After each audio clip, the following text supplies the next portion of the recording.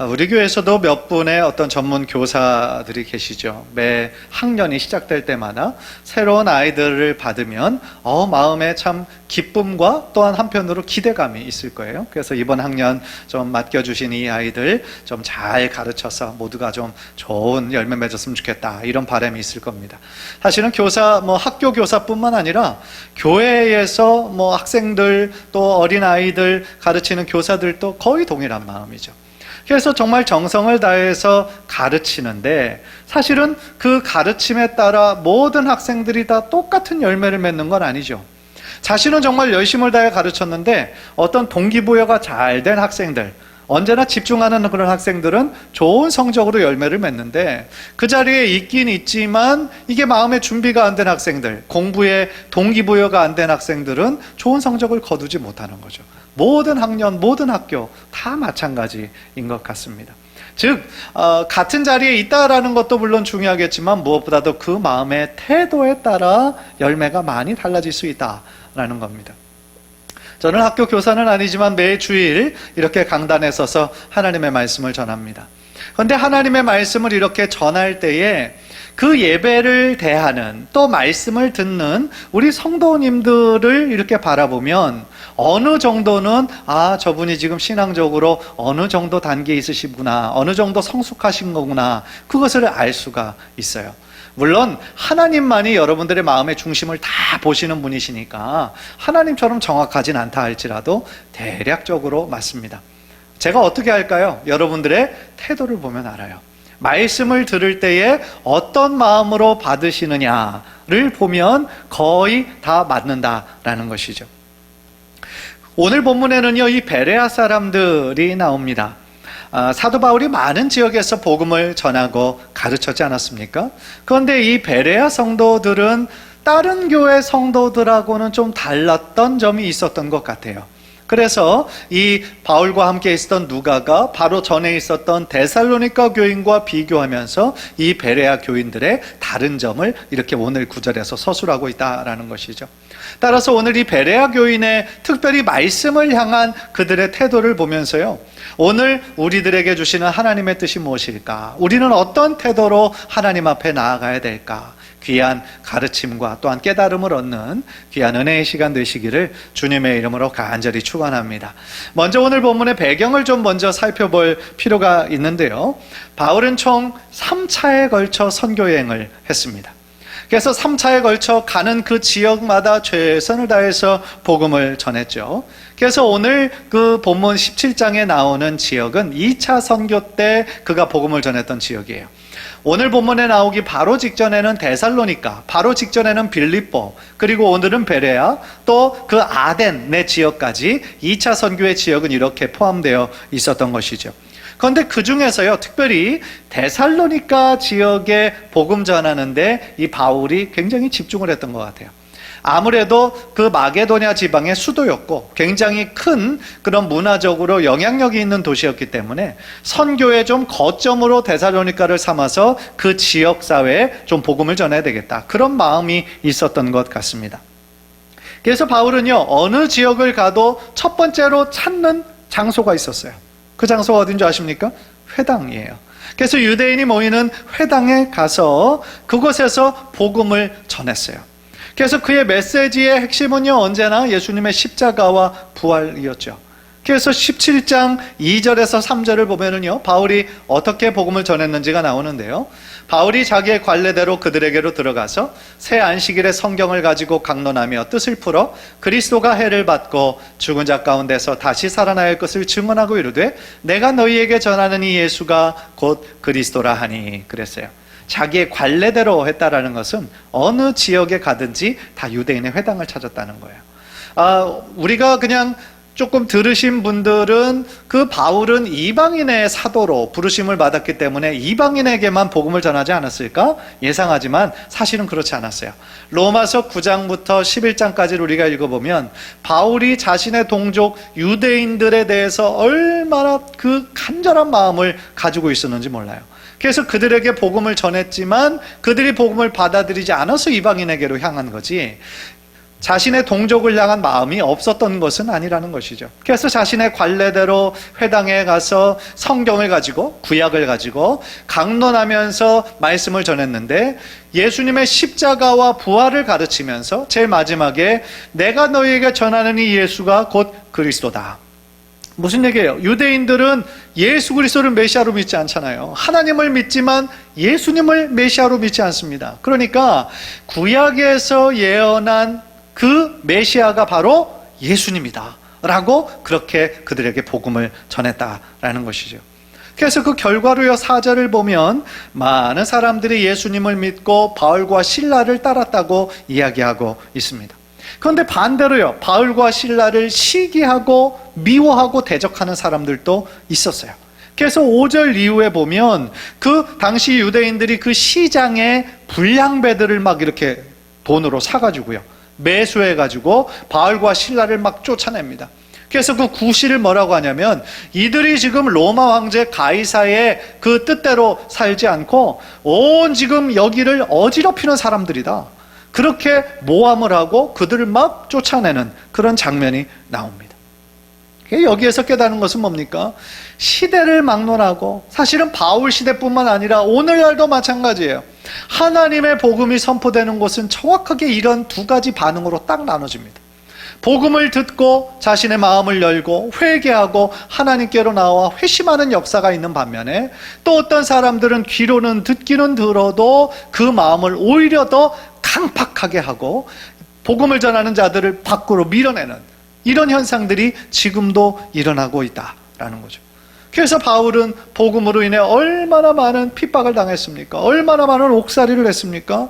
그런데 가는 곳마다 주님의 복음을 전했고요, 그곳에서 복음을 통해 믿음으로 반응하는 그런 열매들을 하나님께서 허락하심에 늘 감사했던 것이죠. 그래서요, 방금 직전 데살로니카에 있었던 그 큰 소동을 피해서 지금 갔던 곳이 바로 베레아인 거예요. 그래서 베레아에서도 회당에 가서 복음을 전하는데, 이 사람들은 다르게 반응을 하는 거죠.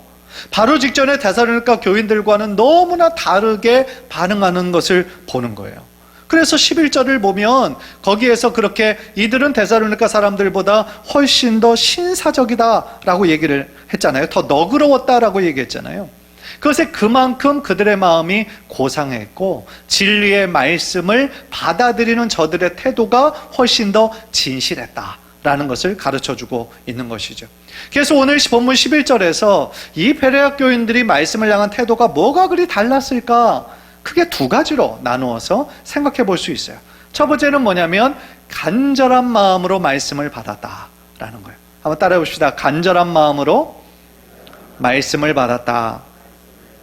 이 간절한 마음이라는 표현을 영어 성경으로 보니까 기대하고 갈망하는 마음으로 라고 표현을 했어요.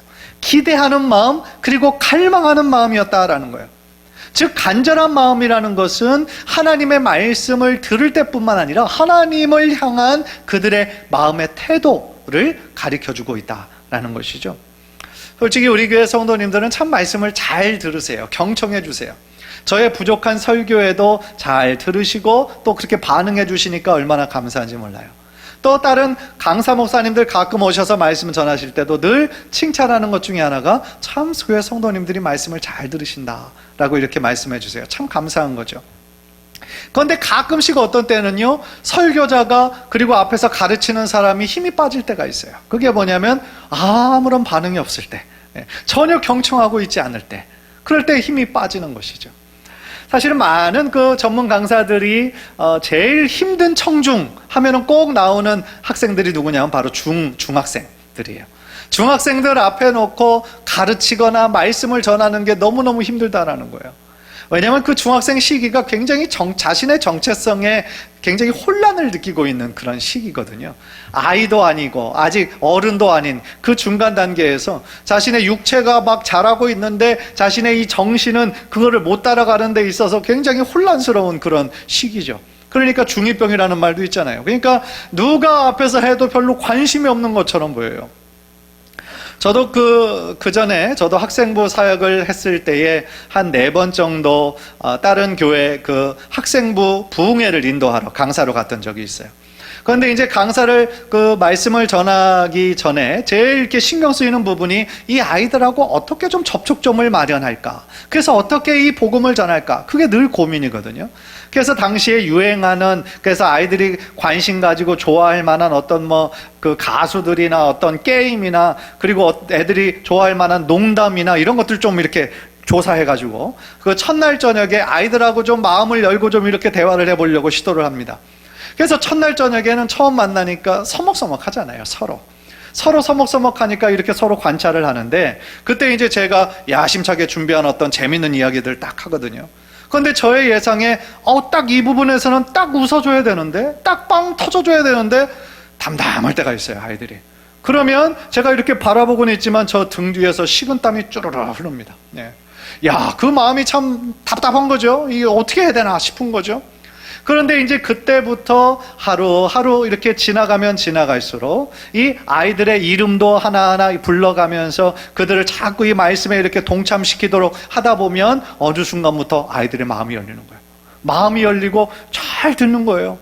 그러다가 복음을 듣고 몇몇 아이들이 막 복음에 반응하는 것들이 보이면 다른 아이들도 막 덩달아 막 이게 은혜에 반응하는 모습들이 보일 때가 얼마나 많은지 몰라요. 그래서 그런 것들을 제가 체험하면서 언제나 느끼는 건 뭐냐면, 말씀을 향한 우리들의 태도에 따라서 거의 모든 것이 결정된다라는 것이죠. 사실 우리들의 보통 대인관계에서도 마찬가지인 것 같아요. 여러분들 다니는 회사나 직장에서 여러분들이 오랫동안 준비해서 다른 사람 앞에서 지금 프리젠테이션, PT를 지금 한다라고 생각을 해보세요. 그러면 그 여러 가지를 잘 준비해서 전하는데 어떤 사람들은 잘 들어요. 메모도 하고 고개도 끄덕이고 질문도 하고, 그러면 지금 내 이야기를 잘 듣고 있구나, 그것을 알 수 있어요.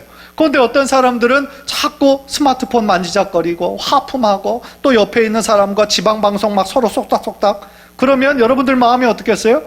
지금 내가 전달하고 있는 이 내용이 전혀 잘 전달되지 않는구나, 유익하지 않구나, 혹은 저 사람이 지금 날 무시하나, 그런 생각까지 들게 된다라는 것이죠. 대인관계에서도 이렇게 태도가 중요한데, 하물며 우리 하나님을 향한 우리들의 마음의 태도가 얼마나 중요하겠느냐는 거죠.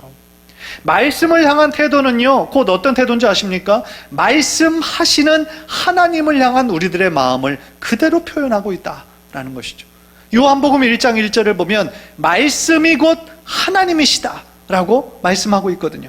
요한복음 1장 1절 한번 다 같이 읽을까요? 시작. 태초에 말씀이 계시니라.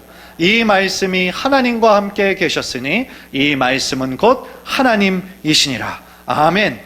말씀과 하나님이 분리되어 있지 않아요. 말씀이 곧 하나님이신 거예요. 왜냐하면 말씀 속에 무엇이 담겨져 있습니까? 하나님의 뜻이 담겨져 있어요. 또 거기에 하나님의 우리를 향한 마음이 담겨져 있어요. 따라서 하나님의 말씀을 향한 우리들의 태도가 곧 우리 하나님을 향한 우리들의 마음을 그대로 표현하고 있다라는 것이죠. 따라서요, 우리가 입으로는 하나님을 사랑한다 하면서 말씀을 듣는 거는 그냥 대충 건성 듣는다라는 것이 말이 안 된다라는 거예요. 왜냐하면 성경의 그 말씀은 하나의 죽은 문자가 아니라 그 말씀을 하시는 살아 움직이는 하나님의 능력이 그 가운데 나타나지기 때문이다 라는 것이죠. 따라서요, 오늘 이 구절에서 베레아 교인이 간절한 마음으로 말씀을 받았다라고 하는 것은요, 하나님의 은혜를 기대한다는 뜻이에요. 은혜를 갈망한다는 뜻이에요. 목마른 심령으로 영적인 목마름을 가지고 말씀을 들었다라는 그런 뜻이라는 것이죠. 그런 면에서요, 우리가 간절한 마음이 있다라는 것은 저는 이렇게도 표현할 수 있을 것 같아요. 은혜를 받을 준비가 되어 있다라는 그런 뜻이에요. 여러분들 은혜는 어떤 사람이 받는 것 같습니까? 제가 보기에는 은혜를 받을 준비가 되어 있는 분들이 받으세요. 달리 말하면 은혜를 받을 준비가 전혀 되어 있지 않는 분들에게는 하나님께서 늘 예비하신 은혜가 분명히 있음에도 불구하고 그 마음의 그릇이 준비되어 있지 않은 거예요. 그러면 하나님이 주시고 싶으셔도 우리가 받을 수가 없는 거예요. 왜냐하면 우리들의 그 그릇이 준비되어 있지 않아요. 깨끗하지 않아요. 뒤집혀 있어요. 그러면 어떻게 하나님의 은혜를 받을 수가 있겠냐는 것이죠. 지난주에도 제가 씨 뿌리는 자의 비유를 말씀을 드렸는데, 씨 뿌리는 자의 비유의 핵심이 바로 정확하게 그것을 말씀해 주고 있어요. 그 씨는 거기에서 뭐라고 말씀하셨어요? 하나님의 말씀이다 그랬어요. 하나님의 말씀에는 아무런 문제가 없었어요. 그런데 그 말씀, 그 씨앗이 좋은 밭에만 뿌려진 것이 아니었고, 길가에도, 들판에도, 또한 어떤 가시떨기 나무에도 그 씨앗이 뿌려졌었죠. 그런데 어떤 거는 제일 처음부터도 싹을 트지도 못하였고, 어떤 것들은 조금 자라다가 어떤 가시떨기 나무에 가려서 자라지 못했고, 오직 그 좋은 밭만 30배, 60배, 100배의 결실을 맺었다라고 그랬어요. 그러니까 그 이야기의 핵심은 무엇입니까? 그 말씀을 받는 우리들의 마음의 그 태도에 따라, 우리들의 마음의 그 상태에 따라 열매 맺고 못 맺고의 유무가 결정이 된다라는 것이라는 겁니다. 제가요, 지금까지 이 경험한 바에 의하면은요, 마음이 겸손한 분들 있잖아요. 마음이 겸손하고 은혜 받을 준비가 되신 분들은 어느 교회에 가서도, 그리고 어느 목사님의 말씀을 들어도 은혜를 받으세요. 물론 우리의 신앙의 배경이 다 달라요, 그죠? 굉장히 보수적인 장로교단 출신인 분들도 계시고요. 어떤 분들은 뭐 침례교나 순복음이나 감리교나 다양한 아마 배경을 가지고 모이신 분들이 계시죠. 또 여러분들 개인적으로 어떤 스타일의 목사님 좋아하는 그런 성향의 목사님들이 있을 수 있어요. 그건 당연한 것이죠. 그런데 문제는 뭔지 아십니까? 자신이 그 좋아하는 그 성향이 너무나 강해서 자신이 좋아하는 목사님 외에 다른 분들이 말씀을 전할 때 은혜를 전혀 못 받는다고 한다면, 그것은 그분에게 참 엄청난 손해가 된다라는 거예요. 왜 그렇습니까? 하나님은요, 여러분들이 좋아하는 그 목사님 한 사람만을 통해서 말씀하시는 분이 아니시잖아요. 하나님은 다양한 설교자들, 이 세상의 다양한 설교자들을 통하여서 하나님의 뜻을 지금 전하시고 계시는 거예요. 그런데 자신의 어떤 특별한 성향 때문에 어떤 스타일이 다른 어떤 목사님의 설교를 우리들의 마음문을 아예 닫아버린다면, 그리고 자기 스스로 그냥 목사님들을 어떤 그 말씀을 판단한다면, 그거 어떻게 되겠습니까? 그것은요, 그분을 사용하시는 하나님의 뜻을 자신의 편견으로 말미암아 가로막는 거라는 것이죠. 그것은 무엇보다도 자신에게 큰 손해이고 영적으로 너무나 미성숙한 태도라는 거예요. 여러분들, 하나님은요, 인격적이신 분이시죠? 인격적이신 분이라는 거는요, 하나님께서 강제로 우리들의 마음을 열지 않으신다라는 거예요. 하나님은 우리 스스로가 우리 마음문을 열기를 원하세요. 그래서 계시록 3장 20절에도 말씀하신 것처럼 우리들의 마음문을 어떻게 하신다고 그래요? 두드리시는 거예요. 언제까지? 우리들이 스스로 마음문을 열 때까지. 하나님이 우리의 마음문을 열지 못해서 안 여시는 게 아니에요. 일부러 안 여시는 거예요. 인격적이신 분이시니까. 그런데 사단 마귀는요, 전혀 인격적이지 않아요. 비열한 존재예요. 거짓말장이에요. 따라서요, 우리가 초청하지 않아도 사단 마귀는 우리들의 마음을 막 부시고 들어와요. 그래서 우리들의 마음에 시험을 줘요. 의심을 줘요. 어려움을 줘요. 어떤 미움을 줘요. 그러나 하나님이 일하시는 방법은 우리가 스스로 우리들의 마음문을 열고 하나님의 말씀에 반응하기를 원하시는 그 마음이 바로 하나님 아버지의 마음이다라는 거예요. 제가 그전 교회에서 담임 목회할 때요, 한국에서 교수님으로 이렇게 계시던 분이 그 안식년을 맞아서 6개월 정도 제가 목회하던 그 교회에 오셔서 같이 신앙생활 하신 적이 있어요.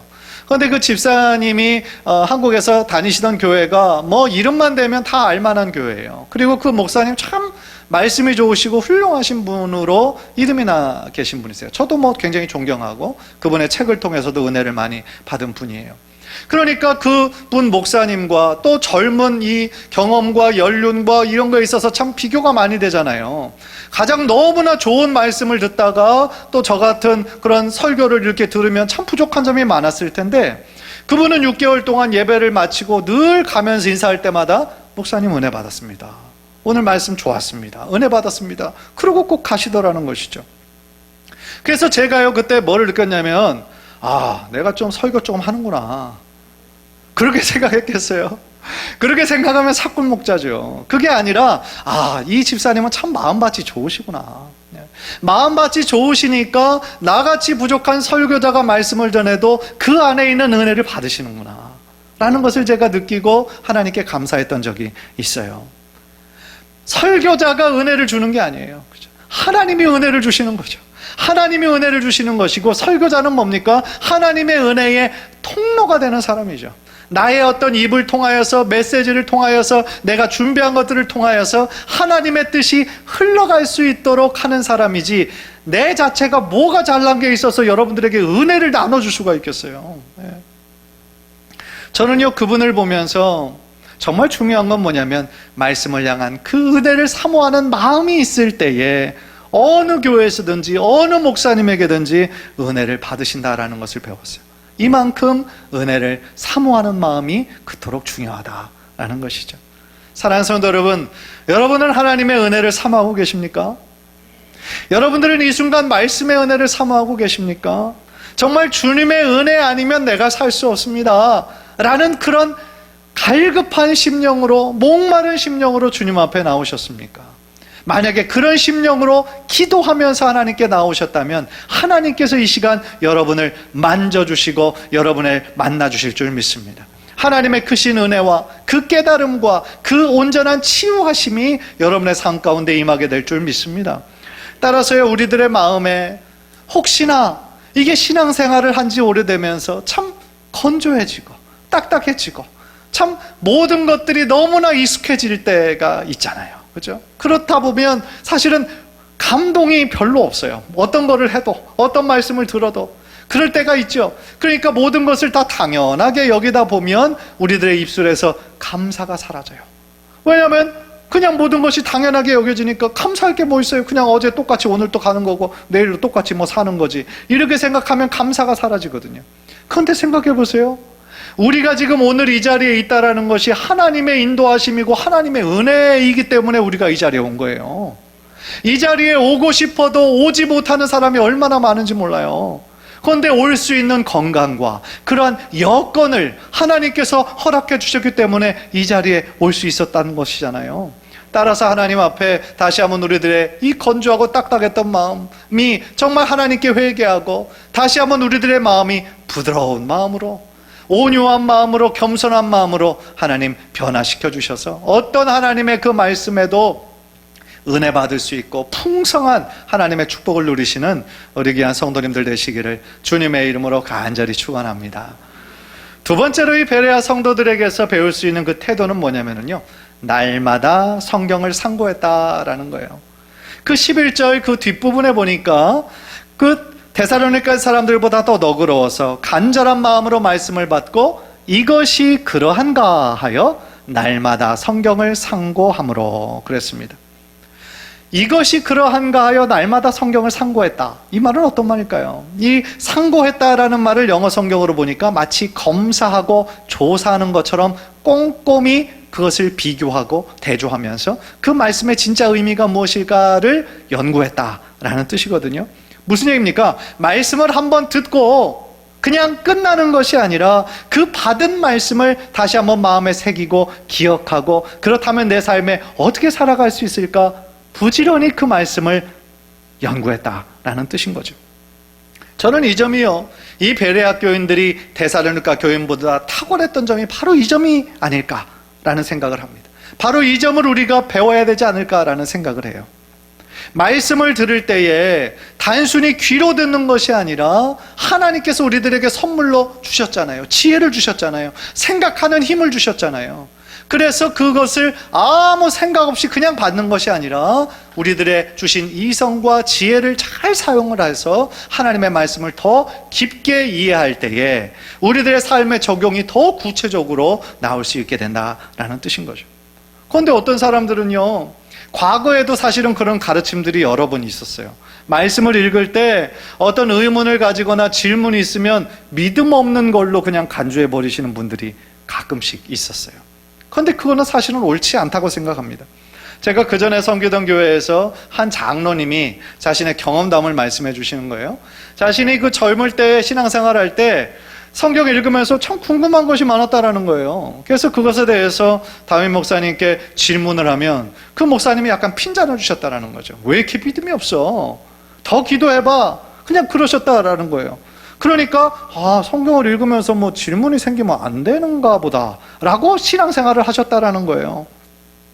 물론 성경은 우리들의 머리로만 이해하는 책은 절대로 아니에요. 왜냐하면 모든 성경은 하나님의 감동으로 된 것으로 교훈과 책망과 바르게 함과 의로 교육하기에 유익하다라고 그러셨잖아요. 따라서 하나님의 감동으로 된 것이기 때문에 성령 안에서 읽어야 이해하는 것은 너무나 당연한 것이죠. 그러나 그것이 우리들의 머리로 생각하지 않고 그냥 아무 생각 없이 믿는다, 그거를 의미하는 것은 절대로 아니다라는 거예요. 아무런 생각 없이 그냥 믿는 거, 그걸 뭐라 그래요? 맹목적인 신앙이다 그래요. 그런 거는요, 사이비하고 이단들이 정말 많이 활용하는 것이 바로 그런 거예요. 생각하지 말고 그냥 믿는 것. 우리들의 신앙이 맹목적입니까? 그렇지 않습니다. 우리 기독교 신앙은요, 물론 하나님의 초자연적인 계시의 근거를 두고 있어요. 그러나 그것은 우리들에게 주신 또한 이성과 지혜를 다 포용하는 것이죠. 이 사복음서가 왜 다 다릅니까? 똑같은 예수님 이야기를 하는데 왜 다 달라요? 각 사람에게 주신 하나님이 주신 그 은혜가 달랐고, 또한 그들의 지혜가 달랐고, 또 생각하는 관점이 달랐기 때문에 다양하게 하나님의 말씀을 포용하고 있지 않습니까? 따라서요, 우리가 생각하지 말고 믿는 것이 좋은 신앙이 아니라 성경의 전후 문맥을 살피면서 이것은 어떤 상황에서 이 말씀을 하는 걸까, 또한 그 당시의 역사와 사회와 그런 모든 것들을 볼 때 우리가 그 말씀을 더 잘 이해할 수 있고 그 말씀에 나타난 진짜 의미를 더 잘 깨달을 수가 있게 된다라는 것이죠. 그런 면에서요, 우리가 올바른 신앙생활을 하기 위해서 주일 예배는 정말 기본이고요, 우리가 성경 공부를 우리가 해야 한다라고 생각해요. 무엇보다도 성경 전체를 좀 볼 수 있는 그런 눈이 좀 우리가 있었으면 좋겠다, 그런 생각을 하게 됩니다. 사실 일주일에 한 번 주일 성수하는 거 너무 중요하죠. 너무 중요하고, 그런데 그것만으로는 충분하지 않다라는 거예요. 여러분들 생각해 보세요. 여러분 건강하려면 일주일에 한 번 영양가 많은 음식 한 번 먹고 또 다른 날은 안 먹고 그러면 건강할 수 있나요? 아니잖아요. 일주일 내내 잘 먹고 적당한 운동해야 되잖아요. 영적으로 건강한 것도 마찬가지라는 거죠. 주일날 예배를 통하여서 하나님 말씀 들을 뿐만 아니라 일주일의 삶 가운데서도 우리에게 영의 양식인 하나님의 말씀을 잘 읽고 그 말씀에 담겨진 하나님의 뜻대로 우리가 실천하려고 노력할 때에 우리들의 신앙이 자라고 더 나아가 건강해질 수 있다라는 것입니다. 따라서요, 내년도에는 제가 성경 통독을 좀 전체 한번 진행하려고 그래요. 성경 통독을 통하여서 정말 성경 전체에 나타난 하나님의 뜻이 무엇일까? 하나님의 우리를 향한 하나님의 마음과 메시지가 무엇일까?